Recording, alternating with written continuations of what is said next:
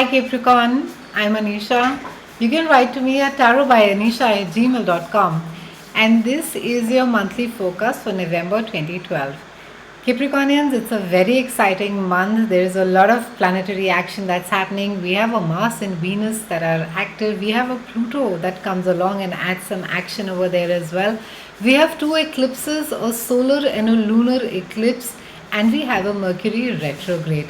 We start this month with you not wanting to be very social, you wanting to sort of spend some time with yourself, and I think you seem to be in quite a philosophical state of mind, Capricorns. You're going to be looking at what is it that affects your life, and this trend seems to be carrying on for you since the last month, Capricornians. A lot of you are going to be looking at things around you, and especially people, friends, groups of people who matter and what is the value that they add to your life. I think there is the sifting process in any case has started for you. Beginning October 5th, that is the time when Saturn came and rested in your house of friendships. So there is a lot of deadwood that a lot of you are going to be getting rid of. We also have a Mercury that is going retrograde between the 6th and the 26th, and like all Mercury retrogrades, there's a drill that needs to be followed that has your travel glitches. Please expect them. Travel plans may go awry, your flight tickets, things just could, no matter how much you try to control, there could be some amount of a confusion over there. It's also not a wise time to be buying an expensive big ticket electronic gizmo item between the 6th and the 26th. But like I say, there's a Mercury retrograde and there's a reality. So should you want to buy, and you must buy, ensure that you have all your receipts, you understand the return policies over there, and you know all the clauses. A lot of you may just go back for an exchange post the Mercury retrograde. Also, communication gets vastly affected by a retrograde. All your written communication, be it through an SMSs, it could be some joke that you are forwarding on a phone which could get misconstrued and upset a friend. It could also be an email which is not detailed out, all the terms and conditions are not laid out, and there could be some amount of a chaos or confusion with you having to revisit that particular mail.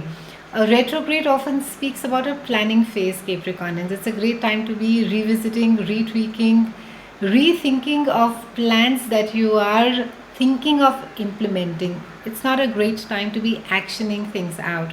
We also have a phenomenal solar eclipse on the 13th in Scorpio, and the solar eclipse is covering your house of friendships, it's covering your house of networking, and you building more resources for yourself through your friends. I think a lot of you will come across some very interesting projects, offers from friends which could culminate into good money making projects. So do explore them before you sort of put it on a side as a harebrained scheme. It might just work out. A lot of you are also going to be thinking about your lifestyle, your goals, your wishes, your desires, what it is that you want out of life. Like I said, the start of the month in any case has you quite philosophical. So you are, and I think it's quite good that you need to be somewhere letting go of things that serve no purpose. So it's high time to be doing that. Neptune, the planet of inspiration, creativity, compassion, also enters your chart, and it is going to be paying attention throughout to a very intuitive part of you. A lot of you are going to be feeling almost psychic, you're going to be operating a lot from gut, and I think it's wonderful. You must do that. Try not to let your head tell you otherwise or your mind say otherwise. It's a brilliant month to be operating on gut. Do what your heart says, do what your intuition says, and it will guide you to the best for what it is. There is also a lovely trine between Neptune and Venus, and this is again going to be highlighting coming across like-minded people, sharing similar likes and desires. So some wonderful time. We have Mars that moves into your sign on the 16th. However, we have Pluto that has been resting in your sign for the last 4.5 years or so. Mars is going to come in and make you quite determined. However, do ensure that you don't get very aggressive, Capricornians. It's one thing to be assertive, there's another thing to be aggressive. Don't browbeat people into agreeing to what it is that you want. Try not to be aggressively manipulative, Capricornians. It's just going to have a boomerang effect on you. Also, we have a lovely lunar eclipse on the 28th in Gemini, and it's a lovely time. However, the last week of November could be a tad volatile for you. Try not to get, especially with family, try not to get into unnecessary arguments, try not to get too sensitive, and try not to operate in a very controlled space or have power struggles within your relationships.